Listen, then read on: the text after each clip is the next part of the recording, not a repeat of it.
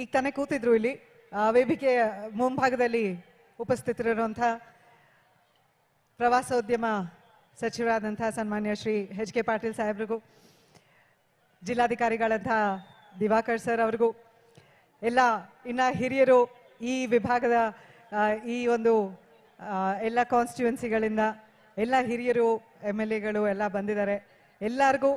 ಹಾಗೆ ಇಲ್ಲಿ ನೆರೆದಿರುವಂತ ನನ್ನ ಎಲ್ಲ ಕನ್ನಡ ಕಲಾಭಿಮಾನಿಗಳಿಗೂ ನಿಮ್ಮ ಅನುಪ್ರಭಾಕರ್ ಮುಖರ್ಜಿ ಮಾಡುವ ನಮಸ್ಕಾರಗಳು. ಹೇಗಿದ್ದೀರಾ ಎಲ್ರು?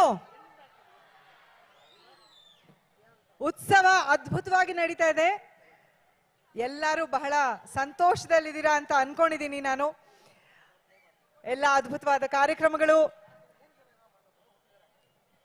ಕರ್ನಾಟಕದಲ್ಲಿ ಯಾವುದೇ ನಮ್ಮ ರಾಜ್ಯದ ಯಾವುದೇ ಭಾಗಕ್ಕೆ ಹೋಗ್ಬೇಕು ಅನ್ನೋ ನಾನು ಬಹಳ ಖುಷಿ ಪಡ್ತೀನಿ, ಸಂತೋಷ ಪಡ್ತೀನಿ. ನನ್ನ ರಾಜ್ಯವನ್ನ ನನ್ನ ಎದೆ ಮೇಲೆ ಇಟ್ಕೊಂಡು ಓಡಾಡೋದು ನಾನು. ನನ್ನ ರಾಜ್ಯ ಆಗ್ಲಿ, ನನ್ನ ದೇಶ ಆಗ್ಲಿ. ಆದ್ರೆ ಮುಖ್ಯವಾಗಿ ಪ್ರವಾಸೋದ್ಯಮದ ಒಂದು ದೃಷ್ಟಿಯಿಂದ ನೋಡಿದಾಗ ಹಂಪಿಗೆ ಬರೋದು ಬಹಳ ಬಹಳ ಇಷ್ಟ ನನಗೆ. ಈಗಾಗಲೇ ಸುಮಾರು ಸರಿ ನಾನು ಹಂಪಿಗೆ ಬಂದು ನಿಮ್ಮಂತೆ ಒಂದು ಟೂರಿಸ್ಟ್ ಆಗಿ ಆರಾಮಾಗಿ ಇಲ್ಲಿದ್ದು ಸುಮಾರು ದಿನಗಳ ಕಾಲ ಗೈಡ್ಗಳನ್ನ ಕರ್ಕೊಂಡು ನಿಮ್ಮ ಇಡೀ ಅದ್ಭುತವಾದ ಹಂಪಿನ ಬಹಳ ಆರಾಮಾಗಿ ನೋಡಿ ಎಂಜಾಯ್ ಮಾಡಿರುವಂತ ಒಬ್ಬ ವ್ಯಕ್ತಿ ನಾನು. ನಾವು ಬಹಳ ಹೆಮ್ಮೆ ಪಡಬೇಕಾಗಿರುವಂತಹ ವಿಷಯ, ಯುನೆಸ್ಕೋ ವರ್ಲ್ಡ್ ಹೆರಿಟೇಜ್ ಸೈಟ್ ಅಲ್ಲಿ ನಮ್ಮ ಹಂಪಿ ವಿರೂಪಾಕ್ಷ ಟೆಂಪಲ್ ಸೇರುತ್ತೆ. ಬಹಳ ನಾನು ಪ್ರೀತಿಯಿಂದ ಎಂಜಾಯ್ ಮಾಡಿ ನೋಡಿರುವಂತಹ ಊರು ನಿಮ್ದು. ಕಳೆದ ಬಾರಿ ನಾನು ಹಂಪಿಗೆ ಬಂದಿದ್ದು 2020ರಲ್ಲಿ. ಆಗ ನಮ್ಮ ಪ್ರೀತಿಯ ಅಪ್ಪು ಅವರು ಅಭಿನಯಿಸಿದಂತ ಜೇಮ್ಸ್ ಸಿನಿಮಾನಲ್ಲಿ ನಾನು ಅಭಿನಯಿಸಿದ್ದೆ. ಆ ಸಿನಿಮಾದ ಚಿತ್ರೀಕರಣಕ್ಕೋಸ್ಕರ ನಾವು ಹಂಪಿಗೆ ಬಂದಿದ್ವಿ. ತುಂಬಾ ದಿನ ಹೊಸಪೇಟೆನಲ್ಲಿದ್ವಿ. ನನ್ನ ಹೃದಯಕ್ಕೆ ಬಹಳ ಹತ್ತಿರವಾದಂಥ ನೆನಪುಗಳು ಅವು, ಅಪ್ಪು ಅವ್ರ ಜೊತೆ ಇಲ್ಲಿ ಕಳೆದಂಥ ಕ್ಷಣಗಳು. ನಾವೆಲ್ಲರೂ ವಿಜಯಶ್ರೀ ಅನ್ನೋ ಒಂದು ರಿಸಾರ್ಟ್ ಇದೆ, ಅಲ್ಲಿ ಸುಮಾರು ದಿನ ಇದ್ವಿ ಶೂಟಿಂಗ್ ಮಾಡುವಾಗ. ಆ ಸಮಯದಲ್ಲಿ ಬಹಳ ಒಂದು ಸುಂದರವಾದ ಘಟನೆ ನಡೀತು. ಅದೇನು ಅಂತಂದ್ರೆ, ಆ ರಿಸಾರ್ಟ್ ನಲ್ಲಿ ಇದ್ದಂಥ ಗೆಸ್ಟ್ಗಳಿಗೆ ಒಂದು ಗಿಡ ನೆಡೆಸೋ ಒಂದು ಅಭ್ಯಾಸ ಇಟ್ಕೊಂಡಿದ್ದಾರೆ. ಸೊ ಅಲ್ಲಿ ಅಪ್ಪು ಅವರು ಒಂದು ಗಿಡ ನೆಟ್ರು. ಇವತ್ತಿಗೂ ಆ ಗಿಡ ಇದೆ. ಇವತ್ತು ಸಂಜೆ ನಾನು ಹೋಗಿ ಆ ಗಿಡ ನೋಡ್ಕೊಂಡು ಬಂದೆ. ಅವರ ಹೆಸರು ಇದೆ ಅದರ ಪಕ್ಕದಲ್ಲಿ. ಅದರ ಜೊತೆಗೆ ಅಪ್ಪು ಅವರು ನೆಟ್ಟಿರೋ ಗಿಡದ ಪಕ್ಕದಲ್ಲೇ ನನ್ನ ಮಗಳು ನಂದನ ಒಂದು ತೆಂಗಿನ ಮರ ಸಸಿನ ಕೂಡ ನೆಟ್ಲು.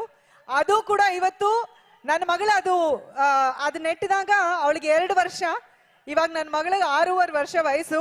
ಇಷ್ಟುದ್ದ ಆಗಿದೆ ಆ ತೆಂಗಿನ ಮರ. ನೋಡಿ ಬಹಳ ಬಹಳ ಸಂತೋಷ ಆಯ್ತು. ಅಪ್ಪು ಅವರ ಹೆಸರು ಅಲ್ಲೇ ಇದೆ, ಅದನ್ನು ಮುಟ್ಟಿ ನನ್ನ ಮಗಳ ಹೆಸರು ಮುಟ್ಟಿ ಅದನ್ನ ನೋಡ್ಕೊಂಡು ಇವತ್ತು ನಾನು ಬಂದೆ. ಹಂಪಿಗೆ ಬರೋದು ಯಾವಾಗ್ಲೂ ಬಹಳ ಬಹಳ ಖುಷಿ ಕೊಡುವಂತ ವಿಷಯ. ಮುಖ್ಯವಾಗಿ ಕನ್ನಡ ಅಭಿಮಾನ ಎಲ್ಲಿ ಹೆಚ್ಚಾಗಿರುತ್ತೆ ಅಲ್ಲಿ ಕಲಾವಿದರು ನಾವು ಹೋಗೋಕೆ ಇಷ್ಟಪಟ್ಟೆ ಪಡ್ತೀವಿ. ಯಾಕಂದ್ರೆ ನಮಗ್ ಬಹಳ ಮುಖ್ಯ ಅಂದ್ರೆ ನಿಮ್ಮ ಚಪ್ಪಾಳೆ, ನಿಮ್ಮ ಶಿಲ್ಲೆ. ಅದಕ್ಕೋಸ್ಕರನೇ ನಾವು ಬದುಕೋದು. ಆ ನಿಮ್ಮ ಪ್ರೀತಿ ಅಭಿಮಾನ ಸದಾ ಕಲಾವಿದರಾಗಿ ನಮ್ಮ ಮೇಲಿರ್ಲಿ ಅಂತ ನಾನು ಕೇಳ್ಕೊತೀನಿ. ಹಾಗೆ ನಮ್ಮ ಪ್ರವಾಸೋದ್ಯಮ ಇಲಾಖೆಯಿಂದ ಇರ್ಬೋದು ಅಥವಾ ಜಿಲ್ಲಾಧಿಕಾರಿಗಳ ಅವರ ಕಚೇರಿಯಿಂದ ಅದ್ಭುತವಾದ ಕಾರ್ಯಕ್ರಮ, ಇಷ್ಟು ವೈಡೂರ್ಯದಿಂದ ಇಷ್ಟು ಗ್ರ್ಯಾಂಡ್ ಆಗಿ ಮಾಡಿದ್ದಾರೆ. ನಾವು ಹಂಪಿ ಅಂತ ಯೋಚನೆ ಮಾಡಿದಾಗ ನಮ್ಮ ತಲೆಗೆ ಬರೋದೇ ಆ ವೈಭವ. ಆ ಬಜಾರ್ ಸ್ಟ್ರೀಟ್ ನಲ್ಲಿ ನಾವು ನಡ್ಕೊಂಡು ಹೋಗೋವಾಗ ಅಂಗಡಿಗಳು ನೋಡ್ತಿದ್ರೆ ಅಪ್ಪ ಇಲ್ಲೆಲ್ಲ ಹಿಂಗೆಲ್ಲ ಇತ್ತ ಅಂತ ನಾವು ಯೋಚನೆ ಮಾಡ್ಬೇಕು.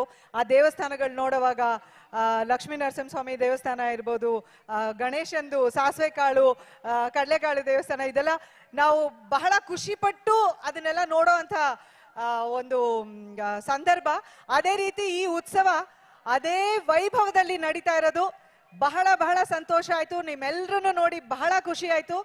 ದಯವಿಟ್ಟು ನನಗೆ ಹಾಡೋಕೆ ಕೇಳಬೇಡಿ. ನನ್ನ ಪರವಾಗಿ ಆಲ್ರೆಡಿ ವಿಜಯ ರಾಘವೇಂದ್ರ ಅವರು ಹಾಡ್ಬಿಟ್ರು. ಯಾಕಂದ್ರೆ ಅವರು ಅದ್ಭುತವಾಗಿ ಹಾಡ್ತಾರೆ. ಸೊ ಇನ್ನೊಂದು ಹಾಡು ನನ್ನ ಪರವಾಗಿ ಬೇಕು ಅಂದ್ರೆ ಇನ್ನೊಂದು ಹಾಡು ನಮ್ಮ ರಾಗನ್ ಕೈಯಲ್ಲಿ ಹಾಡಿಸ್ತೀನಿ ನಾನು. ನನಗೋಸ್ಕರ ಇನ್ನೊಂದು ಹಾಡು ಹಾಡ್ಬಿಡು. ನಮಗೂ ಅದೇ ಬೇಕು. ದಯವಿಟ್ಟು ನನಗೆ ಹಾಡು ಮಾತ್ರ ಹಾಡೋಕ್ ಕೇಳ್ಬೇಡಿ. ನಾನು ಹೇಳೋದಿಷ್ಟೇ, ಹುಟ್ಟಿದರೆ ಕನ್ನಡ ನಾಡಲ್ಲಿ ಹುಟ್ಟಬೇಕು, ಮೆಟ್ಟಿದರೆ ಕನ್ನಡ ಮಣ್ಣಲ್ಲಿ ಮೆಟ್ಟಬೇಕು ಅಲ್ವಾ? ಸಿರಿಗನ್ನಡಂ ಗೆಲ್ಗೆ, ಸಿರಿಗನ್ನಡಂ ಬಾಳ್ಗೆ, ಸರ್ವೇ ಜನ ಸುಖಿನೋ ಭವಂತು ಅಂತ ಹೇಳಿ ನಾನು ಮಾತು ಮುಗಿಸ್ತೀನಿ.